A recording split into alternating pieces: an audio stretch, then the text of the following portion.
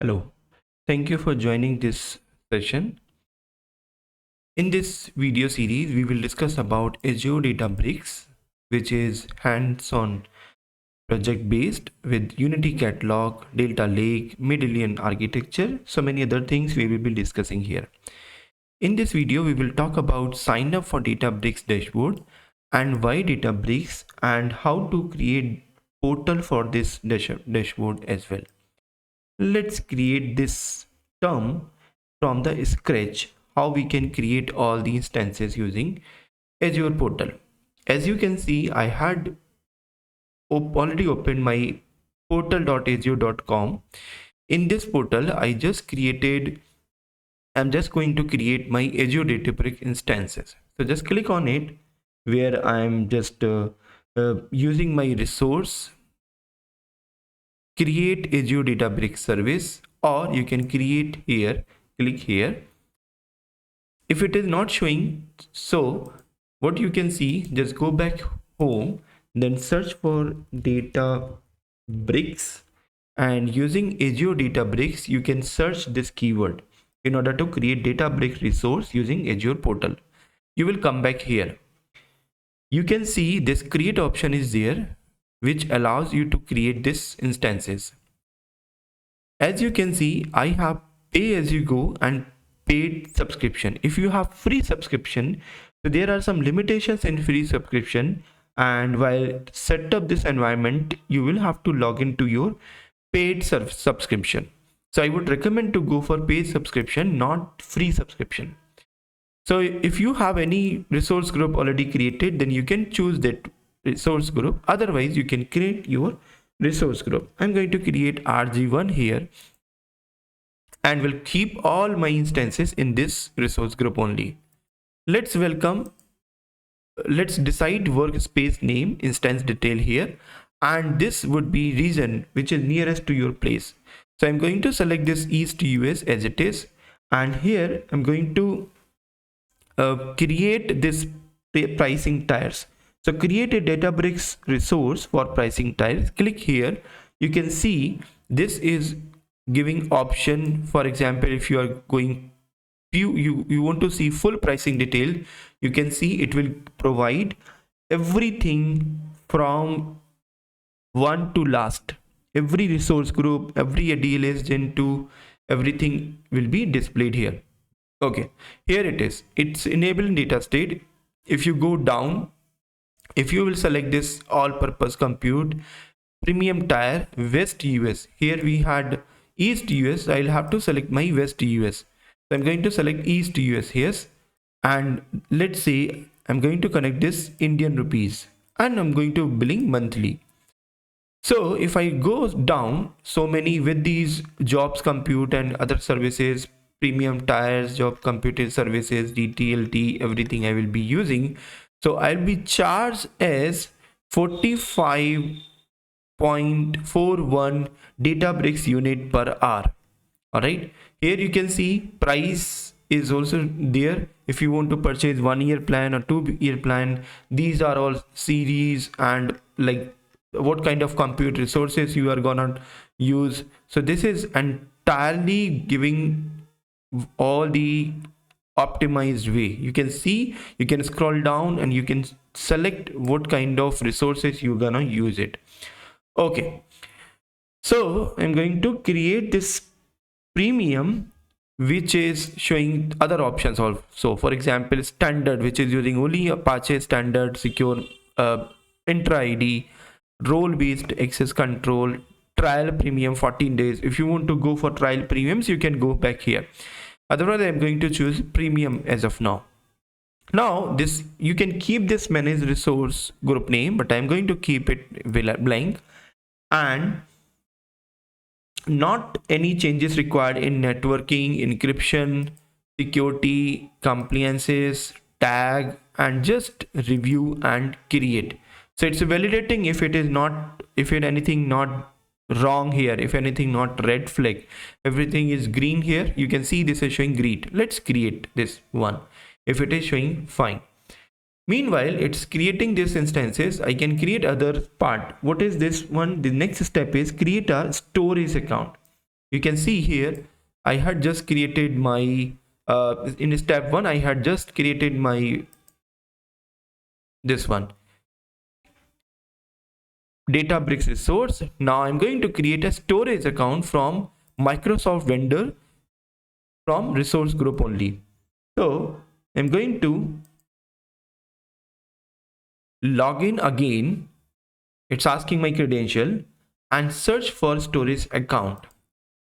It's already showing here, but I'm going to search here in my search bar. So I'm going to search for storage account. You can see this is showing here. Now inside this storage account, I can click on create option. Here I'm going to select the same subscription and going to select my resource group. And this time I'm going to select my storage Sachin as a name of this storage account. Or I'm going to add this one as ADLS Gen 2 because this would be ADLS Gen 2 kind of. Okay, keep region same and primary service would be ADLS Gen 2 only. So I'm going to create a standard and premium. So I'm going to keep this performance as standard only. So let's change this redundancy from GRS to LRS because I do not want that kind of protection or failure kind of recovery. So I'm going to keep it very least option here. Let's go back next, and again we will have to click on this hierarchy name is in order to create that ADLS Gen 2. So I'm going to create this one. So next, click on next, networking, data protection, encryption. Not any changes required here in networking, data protection, tags and review. So if it finds very good, review and create. You can validate. If it is giving green flag, you can go ahead with creating storage account. That's it. Now go back here. Meanwhile, my deployment is completed in Databricks. I can go to resource. Can you see it's just showing succeed on the right pane. Now I can launch my workspace where I'll walk through on Databricks workspace. It's asking my credentials again. Okay. So here you can see either go through this one or you can go through this part. You can see this is URL. So I'm going to click on this open in new tab. This will also navigate you to the same portal here, which we are seeing here. So I'm going to close one window because I do not want to open two windows concurrently. Now here we had everything in the portal, Azure portal. As you can see on the left pane, everything is showing in a proper way, in a proper conditional. So here we had first thing, we had the workspace where we will writing our notebook. Here we can create our new instances, everything. Here we can our catalog if you will have already instances, whatever workflow, if you want to make it continuous or same kind of process. If you want to create any compute resources, you will come back here to compute resources, and this will be used for various purposes. Now let's expand, click on this new option. Here inside this new, you can add or upload data from this option. Here you can see in the notebook you can create or you can write your notebook, and this will walk you through and this will make you familiar with Python related code, SQL or Scala or R language. If you have any query, you can come back here. If you want to maintain your dashboard or you can want to DLT pipeline, you can create. If you want to perform any model or any experiment, you can come back here using these tabs also. So other options here also, you can create your Git repository, you can create your cluster SQL warehouse, which is explicitly option given by Databricks, and service endpoints also. Okay, let's go back here where we had new option. So inside this new, you can see multiple options are given here. You can see SQL editor as there, SQL dashboard queries. You are allowed to write everything, every SQL query here on the left pane here in the SQL pane.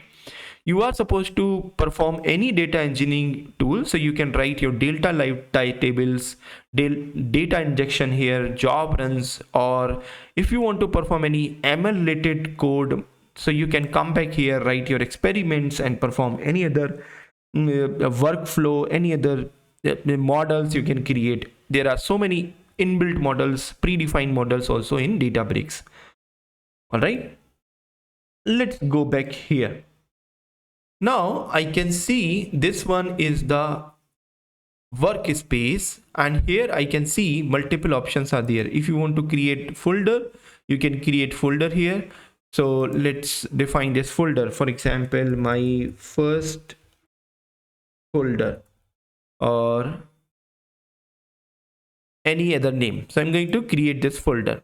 You can see this would be here. If you go click on this user, you can see inside this user you will find this workspace. Inside my workspace, inside my repos, you will find everything here. Can you see? It is repos, all the repository will be there, all the shared users will be there, your email ID will be there. If inside your email ID you will find your folder which you have created just now.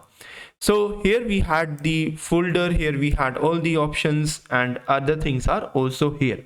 Okay, so what are the theory, what are the basics things here you need to understand before this part, before exploring the coding part of this Databricks. You can see there are several theory. I'm not going to explain every theory here, but I'm going to explain something in a brief. You can see first theory says what is big data approach. There is a monolithic is used, which is single computer, and distributed approach using cluster. Cluster is nothing but set of computers, I would say. Second theory says drawback of MapReduce. Previously we were using MapReduce, but this is overcoming this SDFS. In each iteration there was read and write operation from disk, which will take place with high input disk cost. There was very high disk cost involved in SDFS, Hadoop file system or MapReduce. So therefore we switched to Databricks part. So there was so many complex program which was written by developers, and Hadoop is a only single supercomputer. What about the other theory? When you come back here inside theory number 3, which says emergence of Spark. Why we are using Spark? So first it uses SDFS or any cloud storage, for further takes place in RAM. So whatever is there, whatever input process is there, it is going to use that RAM. So now first place is the, if you go back here, first place is called HDFS. Then it moved to the RAM for input output operation, then going to the next RAM and storing the memory in between. So it's going to reduce input output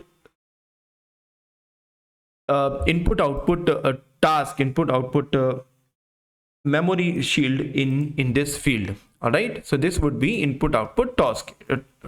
It's going to reduce it. Next is it's a 10 to 100 times faster than disk based application, because SDFS was disk based application and here database is detached from memory aloof. All right, now I can see theory number 4, Apache Spark. It's an in-memory application framework, therefore we are using Databricks. Now what are these Apache Spark ecosystem? Here you can see Apache core is there, which is using RDD. So this is collection of RDD is collection of items distributed across computed nodes, clusters and process in parallel. But RDD difficult to use for complex operations. Therefore, we are making use of higher level API like data frames, dataset APIs and other high level APIs like Spark SQL, Spark Streaming, ML and others option also there. There are other theories such as in real time we do not use RDD. There are what is Databricks. You can come back here, I'll share this PPT.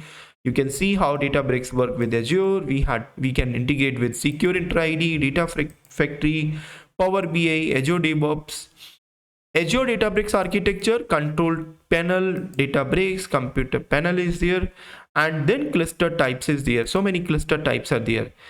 Let's come back here. Let's see what kind of cluster types are there.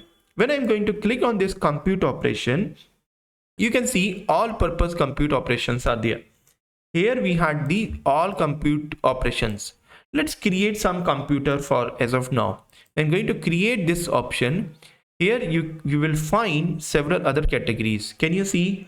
First option is showing my unrestricted.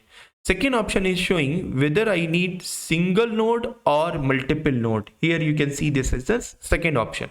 I can choose the access mode as well, whether it is single user or multiple user access or one. Here you can see two things is there, worker type and the driver type. The process is very simple, because we have concept of this worker. So there would be a worker or there will be a driver. So driver will take care, and driver will manage the part or the job responsible for my workers. So obviously my workers would be equivalent to 2 to 8. There would be 2 to 8 workers. As far as drivers is there, only one driver is there, which is showing here. You can see. Now go back down. You can see this is going to enable. I want to terminate after 120 minutes, or let's say only 10 minutes only. I want to terminate this instance. This is not required. All right. So I'm going to make it 10. After 10 minutes, it will automatically inactive. You can want to go back here, advanced option. You can see if you want to include some configuration from Spark, you can go back here. It will help you to learn how to work with Spark. If you want to perform some environment variables, you can go back here, or you want to add some. So there is one thing here. What is this thing? This thing is called use photon acceleration. I advise you to keep this unchecked. Why? Because when you want to keep this checked, it's saying photon accelerates modern Apache Spark workload, reducing your total cost per workload. Okay, when I'm going to, you look at here, this is showing uncheck option. If you go back here, this is showing 53 to 9 dBu per hour. It's going to charge based upon Databricks unit. dBu, nothing but Databricks unit. If I'm going to uncheck this option, which is saying use photon acceleration, can you see this is showing 6 to 18 dBu. When I'm going to uncheck it, it is now 3 to 9. Big difference, means almost double and almost half. You can come back here and check your summary that you are gonna charge based upon this dBu. There is also dBu Unity catalog or standard. Here we have 2 to 8 workers. Those are having this processor, 32 to 120 GB memory, 82 to 32 cores are there. So this is kind of processors we are gonna use for our process. Now in this one driver we had 16 GB memory, 4 cores. Okay, let's go back here top. You can see here, you can see single user is there and multiple user is there. Okay, let's go back here. You can see if you want to use personal compute, power user compute, or shared computer, you can use in various mode also in this policy. A policy is nothing but compute policy defines limit on the attributes ability during compute creation. Okay, if you want to create single user, so it's going to use everything. If you want to create shared user, you can see this is shared user. Okay, if you want to use no isolation use, you can use it here. I'm going to use single user, but here I want to share with some other name, for example Vivek or Jyoti, so I can share with that person also. So when I'm going to use this Databricks runtime, you can see 3 options are showing, like 2 options are showing. These are instances related to standard performance. There are machine learning related, ML related. So these are very high level processors. So I would advise only use these runtime, Databricks, Scala and Spark instances when you are using machine learning related tasks, because they are using GPU, and when you are going to select it, then you will come back here. It's going to use again so many other charges here. right? So it's going to use NVIDIA and other things also. All right, now I'm going to keep it standard and going to keep it only 16 or some other kind of there, right? Now if you will choose this single user node, you can see this is going to use only one node. There is no concept of slave and master, and that different node is not there. If you are going to choose multiple node, then you can see there is a worker and driver node. Previously it was not showing, there was only single node. When you are going to make it, one more thing is there, you will have to keep in mind that when you are going to keep it, for example 16, I need 2 to 16, can you see this is showing 6 to 34 dbu per hour. Let's make it one minimum 1 required and maximum 4 workers required. Can you see it's only showing 4 to 10 dbu, which is very low. Now I'm going to make it, let's again make it 2 and make it 16. So can you see here, this is showing 6 to 34 dbu per hour, which is very high cost for you. You can use this photon. So I'm going to keep it disable. So iota things are going to change in your cost every time. This is going to reduce your cost every time. Okay, so this is the right dive right into the Databricks node and how to create compute and how to create this instances. Everything is showing here. You want to same as worker, or you want to keep different different driver node, because they are implemented, these workers and drivers are implemented at different machines. So you can say that they are implemented or these resources are same isolated. No, they are implemented at different machines. Okay, so this was all about the platform or of the Databricks and the compute resources, and in the next section we will talk about other coding part, how you can write other code, how you can explore these different things on the Databricks part. Thank you.